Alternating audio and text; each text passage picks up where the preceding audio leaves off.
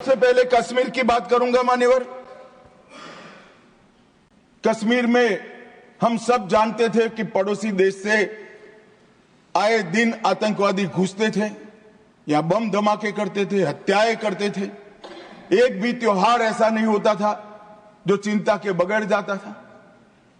और केंद्र सरकारों का रवैया लचीला होता था, चुप्पी साध जाते थे, बोलने में डर लगता था, कोई दुविधा भी थी, शायद वोट बैंक का भी डर था। नरेंद्र मोदी जी के आने के बाद आतंकवाद के खिलाफ जीरो टॉलरेंस की नीति प्रधानमंत्री की ने।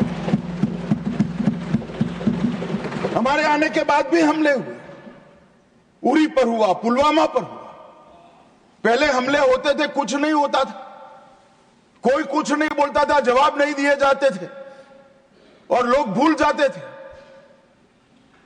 दिल्ली के अखबारों में कोने में कहीं छपता था, आज 7 लोग शहीद हो गए, मारे गए, बम धमाका हुआ, मगर कोई संवेदना तक समाप्त हो जाए वहां तक चीजें लिंगरिंग रहती गई, लिंगरिंग रहती गई, लिंगरिंग रहती। मोदी जी के आने के बाद उरी और पुलवामा में हमला हुआ। 10 ही दिन में पाकिस्तान के घर में घुसकर सर्जिकल स्ट्राइक और एयर स्ट्राइक कर जवाब दिया।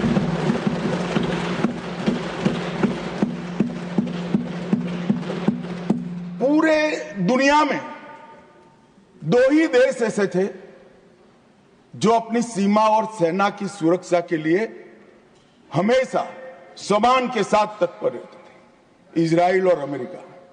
वो 2 देशों की सूची में मेरे महान भारत का नाम जोड़ने का काम नरेंद्र मोदी, और वहीं से शुरू हुई आतंकवाद के खिलाफ जीरो टॉलरेंस की नीति। मान्यवर, हम सब जानते हैं धारा 370 कश्मीर के अलगाववाद का मूल था। हम भी कभी अलग हो सकते थे, ये भाव के बीच धारा 370 के अंदर डाले गए थे। मगर हमारे संविधान निर्माताओं का भी मैं बहुत मनपूर्वक धन्यवाद करना चाहता हूं, बड़े दूरदर्शी थे। उन्होंने इसको टेम्पररी बनाया था और धारा 370 को हटाने का बीज भी धारा 370 में ही डाल दिया गया। मगर राजनीतिक मजबूरी, वोट बैंक की पॉलिटिक्स,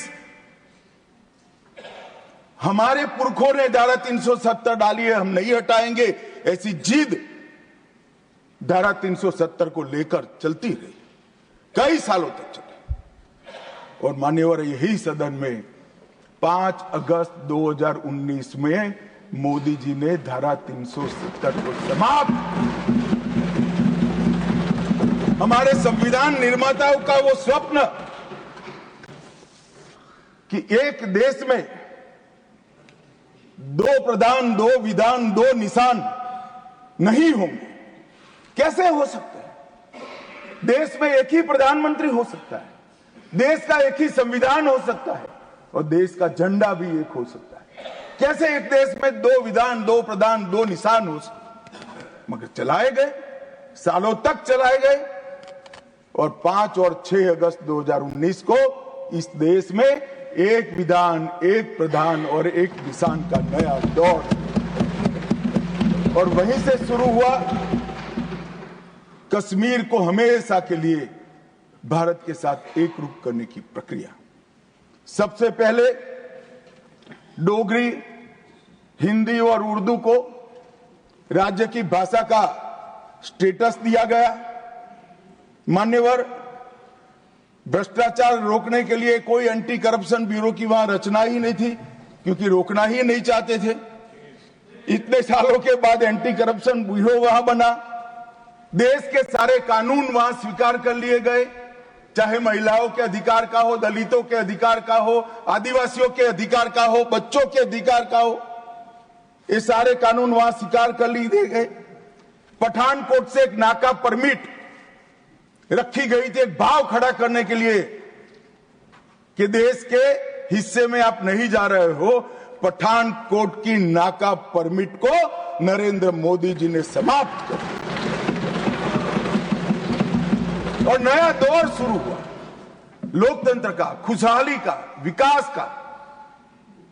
आज ये कहते हैं क्या परिवर्तन आया है? मैं ध्यान से सुन रहा था, धैर्य न रहे ऐसे उकसाते थे, मगर मैं जवाब जरूर दूंगा। क्या परिवर्तन आया था? सुन लीजिए, 33 साल से आपके शासन में रात्रि के सिनेमा हॉल नहीं खुलते थे, सिनेमा हॉल ही नहीं खुलते थे हमारे शासन में। वहां 34 साल से मरहूम के जुलूस का, ताजिया का परमिशन नहीं था, हमारे समय में दिया गया। G20 की बैठक में दुनिया भर के डिप्लोमेट्स वहां शांति से गए, कश्मीर की संस्कृति, संगीत, खाना और कश्मीर की खूबसूरती को एंजॉय कर कर वो अपने अपने देश में वापिस गए। मान्यवर, इस देश में लाल चौक पर तिरंगा फहराने के लिए हम सब भी गए थे। प्रधानमंत्री और हमारे तत्कालीन राष्ट्रीय अध्यक्ष मुरली मनोहर जी के नेतृत्व में कन्याकुमारी से कश्मीर यात्रा निकली थी। यहां से बहुत सारे लोग उसमें होंगे। मुझे मालूम है मान्यवर, हमें परमिशन नहीं मिल रही थी लाल चौक जाने की। जब जीत किया गया कि हम जाएंगे, जो भी परिणाम आए, सेना की रक्षा में वहां जाना पड़ेगा और आनंद फानन में ध्वजवंदन कर कर वापस आना पड़ा। वो ही लाल चौक पर हर घर तिरंगा में, एक भी घर ऐसा नहीं था जहां तिरंगा नहीं। श्रीनगर में फॉर्मूला 4 कार रेसिंग हुआ, वही लाल चौक पर कृष्ण जन्माष्टमी का महोत्सव रंग चंग के साथ मनाया गया। मां शारदा देवी के मंदिर में दशकों के बाद दीपावली और सरस्वती पूजन हुआ। खीर भवानी का ज्येष्ठ अष्टमी का महोत्सव 22 साल के बाद मनाया गया।